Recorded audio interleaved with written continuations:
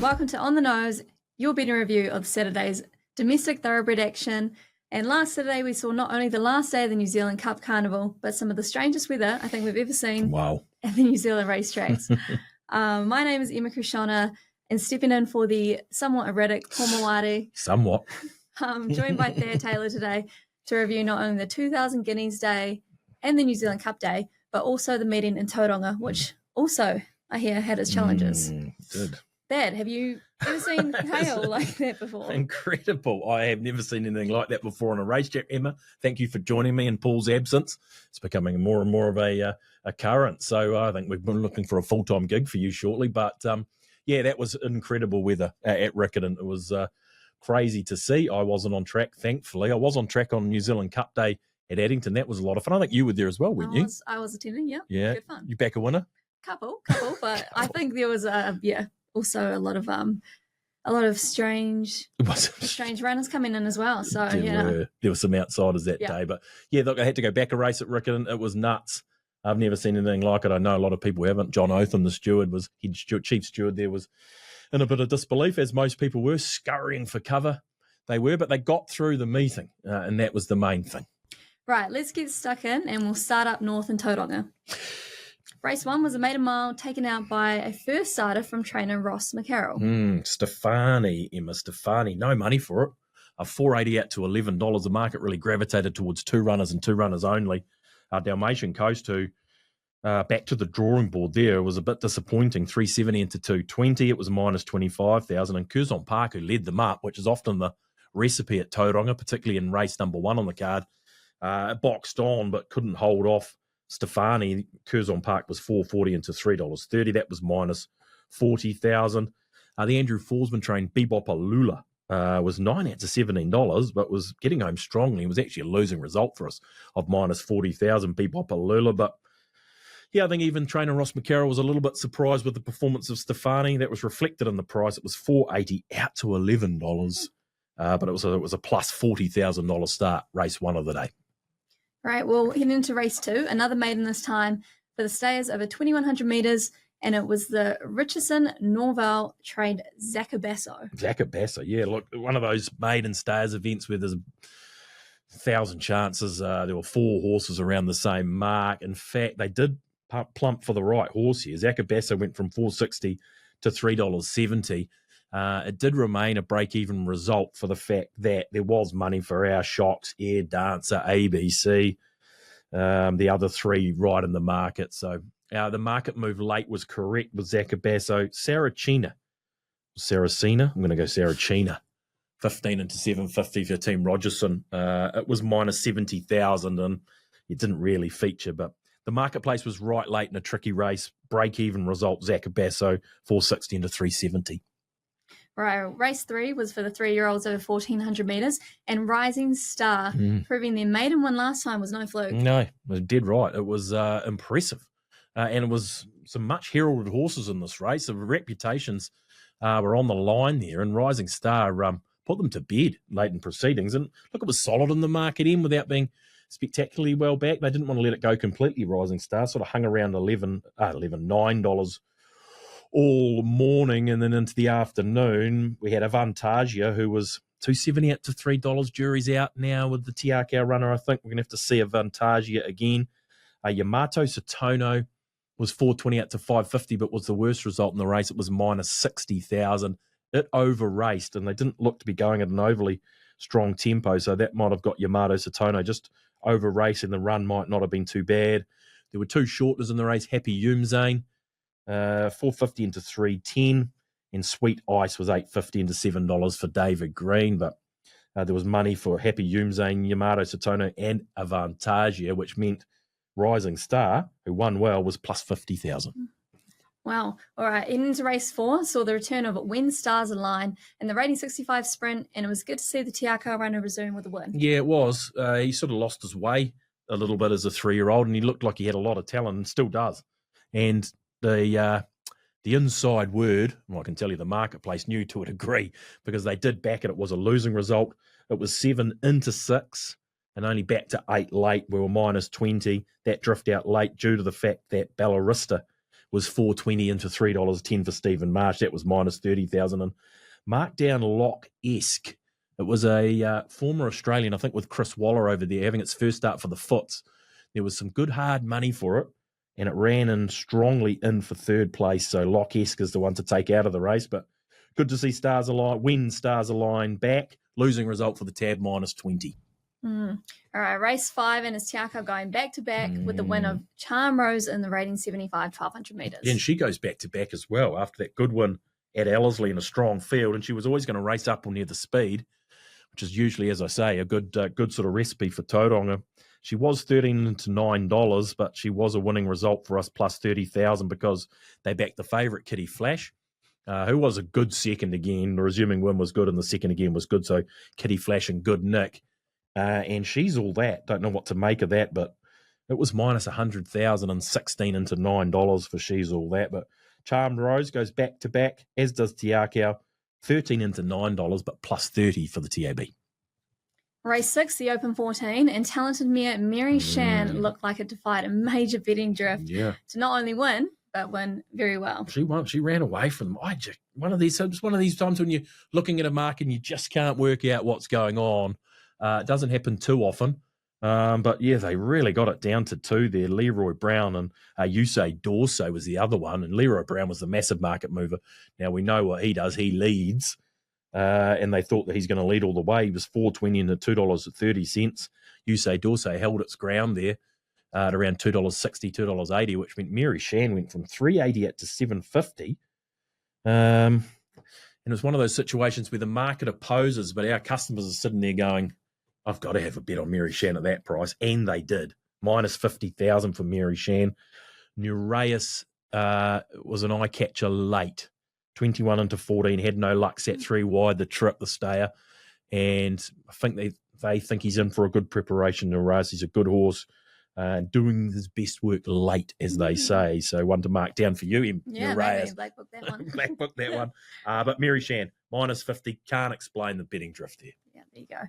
Well, heading into the main race of the day, race 7, the Tauranga Stakes, and it was a Gera, the Tony Pike, who just keeps on winning. Yeah. I see we went back a race prior to start this one. Yeah, we did. If it wasn't bad enough that we were having a hailstorm down in Christchurch, we were having a water main bursting at the 1,600 metre mark at Tauranga. So it was one of those days. We were back a race at both venues, and then they had to move, to 1,530 metres, not 1,600 metres for the starting point, so they could all start. But just a winning machine at Gera now. Talk about most improved galloper in the country. Winner of its last 3 now. Winner of its last 4 from 5. And did the job again and was well backed. So he has supporters. Ladies first, as you can imagine, for Alan Sharrock. Always a well-backed commodity, particularly in a sort of a Group 2 like this. 7 into 460. That was minus 100,000. A meaningful star was 550 into 480. That ran second in the race and had support. So all the action was up the top. The 1 ladies first, the 2 Gera, and the 3 meaningful star. And they pretty much got it right, first, second, and fourth. Doddle. I was a mover down the bottom of the book for Stephen Marsh, 23 into 18. It ran 5th, so probably ran better than the market suggested, but there was a nibble for it at the price. But you can't shake a Gera at the moment. Just keeps winning, and we keep losing. Minus 30,000 in the main, the Tauranga Stakes up there. All right. And the last of the day, race 8, it was Cracker in the rating 65, 1,530 metres. Yeah, exactly. What do you say? 1,530, 1,500? Yeah, anyway, whatever you say, there's not going to be much data around the 1,530 metre start at Tauranga for Stephen Hunt and his cohorts. But, Top Shelf was the one they wanted in the last. Good run the start prior. Did have to lug the 61 and was $4.80 into $3.90. It was minus 120,000. It ran second, and we were cheering the $20,000 loser, which was Cracker Cole for the O'Sullivan Scott team. Not a great moment when you're having to cheer home your second worst result and it's a losing result. But Cracker Cole goes back to back. Good win. They cleared out. The marketplace pretty much got it right. It didn't budge Cracker Cole. It was a losing result, as I say, but Top Shelf was minus 120 in the last race. All right, so the total summation of the meeting, how did the TAB fare out? Yeah, it was up and down. It was up and down everywhere. We'll get to Riccarton in a minute. I mean, it was pretty much break even. When Stars Align was a losing result. Zaccabasso was a losing result. Agera, obviously a losing result, as was Cracker Cole. So up, down, we had Stefani running for us. Rising Star was a winner for us. And Charm Rose was a winner for us. So up, down, all about pretty much break even, Tauranga. Nice. Mm. All right, now down to what was set to be a huge day at Riccarton. Yeah. And I see the day started on heavy 8. Yeah, it did. They had a bit of rain. I thought it was going to get back better than that. That was my take on it. But clearly no meteorologist am I. There was about 6 mils overnight or in the morning or early morning, which kept it at an 8. I thought they might have got back to a 7, then maybe an upgrade. But she went the other way, particularly when the hail arrived. So started on the heavy 8. Which meant markets were moving around, which is understandable with this sort of competitive racing and then some uncertainty around those tracks as well. Yeah. Well, heading into race 1 then, it was a rating 65, 1,200 metres, and it was Pete's Pride winning in what looked to be a wide open affair. It certainly was, and the favourites were drifting and all the outsiders were coming in, and we had Vari and Hell Dancer both joint favourites at $3.80 when we opened this market, and they both eased. Vari got out to $5.50. It finished about 4th last, and Hell Dancer was resuming for the Andertons was $3.80 out to $6.50, and it ran last. And they had to give it a bit of a vet check after, no abnormalities, so no problem there. Just wasn't Hell Dancer's day. And Pete's Pride was 15 into 13. It was plus 25,000 just with the spread of money we had. The horse that ran second, Wren, was 23 into $9.50. So they almost got it right with Wren, but it was one of those races. If you weren't one of the two favourites, you were probably shifting in. And even Pete's Pride, as I say, took a couple of turns in, but it was plus 25, race number 1 of the day. A winning start at Riccarton. A winning start. Well, race 2 was the rating 82, 2,600 metres, and it looks like customers may have made $1 or $2 on Rosso saluting. I'm still smarting. And look, there's not actually too much to say here outside of Rosso because he won by 5.5 lengths, and he's been a horrendous result in all his 3 starts in New Zealand. They got the chocolates when he had his first run over here.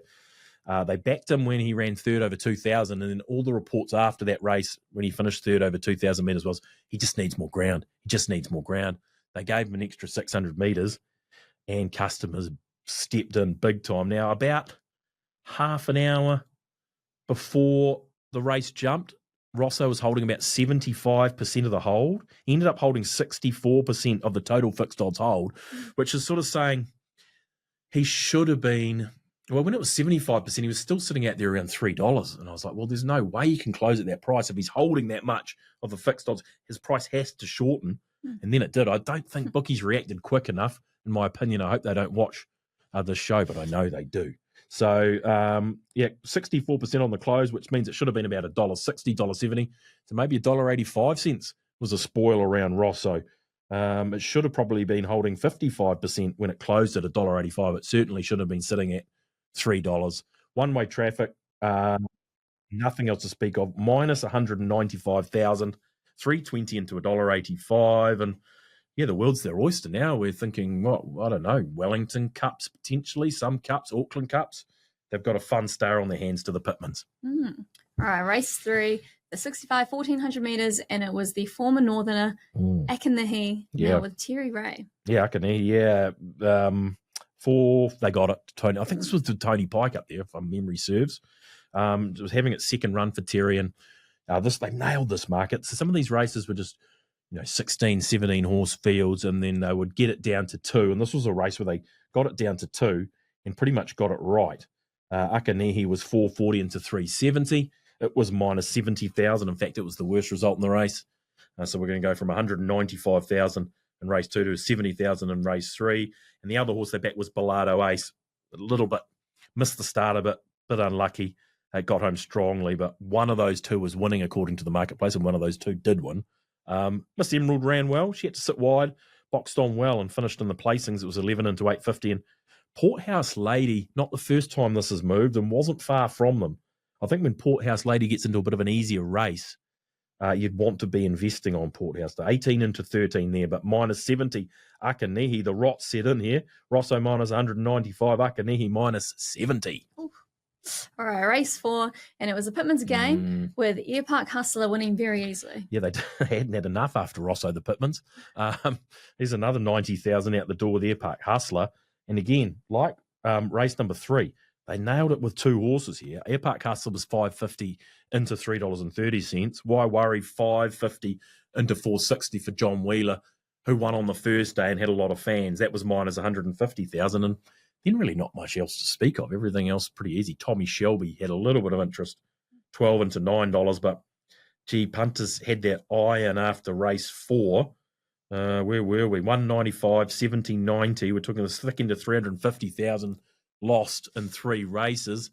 We need something to change after race 4, and I think we get it. Oh, we'll see. No, race 5 we do.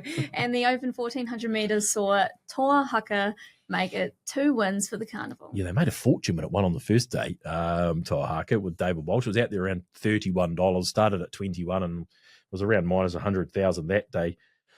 This was after the rain came, and boy, I think it just turned fortunes to a degree. We needed it because we were struggling with some of those results. But Toa Haka this time was 10 out to $13 plus 80,000. It was a stack for old Betty Spaghetti up the top of the book there. Not that old. 13 into $7.50. Contemplation Bay drew barrier 1, and maybe now after the rain that was a hindrance, being down on the rail there.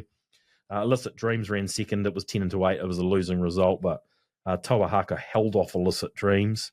It was plus 80,000 after that incredible hailstorm. Betty Spaghetti was the worst way. It was minus 200,000, but we've righted the ship to a degree, plus 80 Toa Haka. There you go. Race 6 in the late stretch scene of Platinum Attack after the storm. Through the stewards wide open, but it was the consistent Southern mare Inflamed getting over the top. Yeah, she did. It was just no one knew what to do after Platinum Attack came out to a degree. 34% deduction, so wouldn't have liked the rain. There was question marks on the 8. They obviously thought there was definitely question marks on the 9 connections, and obviously well within their rights to scratch off a downgrade. Third Decree was the big mover, and this move was happening prior to Platinum Attack coming out. It was 7 into $3.60 for the Pitmans again.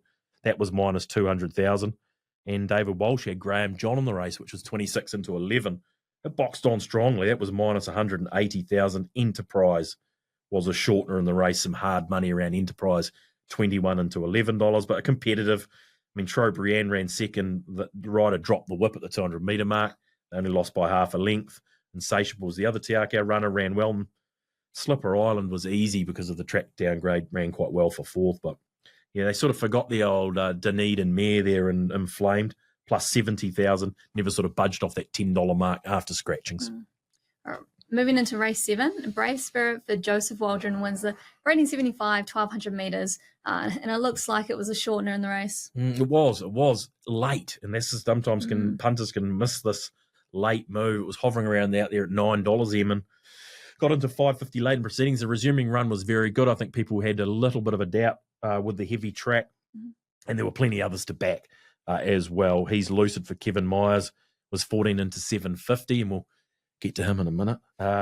Legally Binding was the favourite for Te Akau. It was 350 out to 420 and wasn't really well backed all week, which is making me a touch concerned. In fact, Hooray for Harry, the Te Akau stablemate, was 15 into 11 and was a worse result in the race. So with Legally Binding being a bit easy, it did open this race right up. Alva Quero for the Pitmans again, 9 into $5.50. They're backing anything with the red of Team Pitman. But Brave Spirit, just one of those late movers which most people missed, plus 140,000 for Joseph Waldron and Brave Spirit. All right, the feature of the day, race 8, the 2,000 guineas, and Pam Gerard incredibly cornelled the race, but maybe not in the order that customers quite expected. I see Romanoff gets the win over Affirmative Action. Yeah, probably not the order they wanted. You might have been. Not the order I wanted either. No, you were Affirmative Action. I was. Yeah, it was a big run from Affirmative Action.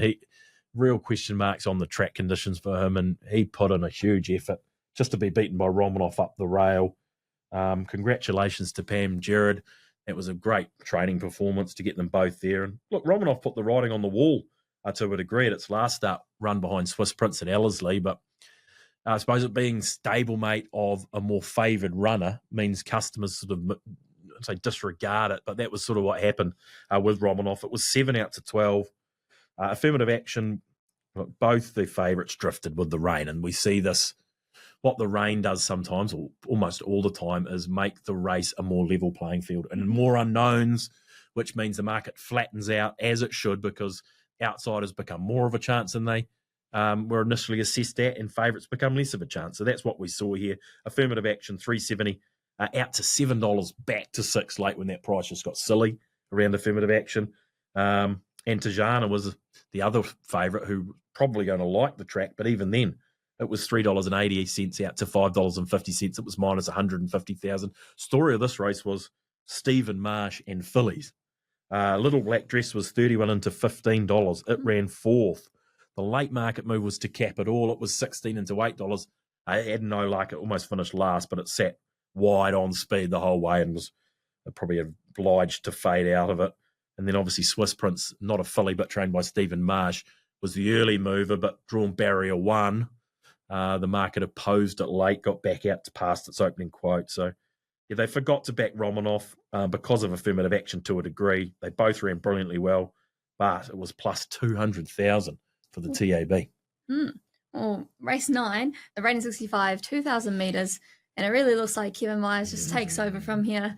Bundy gets the win with Kelly Myers in the saddle. Yeah, Nice Kelly got the win for Bundy, yeah. Dummy finished off the Carnival, New Zealand Cup Carnival in style here, going bang, bang, bang, and Bundy was well back too. 7 into $5, minus 50,000. Miss Fireball, he's another horse that was well backed early in the week, draws barrier 1. Soft late in proceedings, 320 out to 370. Kevin Myers had 2 in the race. Sheaf as well, 11 into 850, ran very well for third, and they looked like they were going to fight it out most of the way up the straight.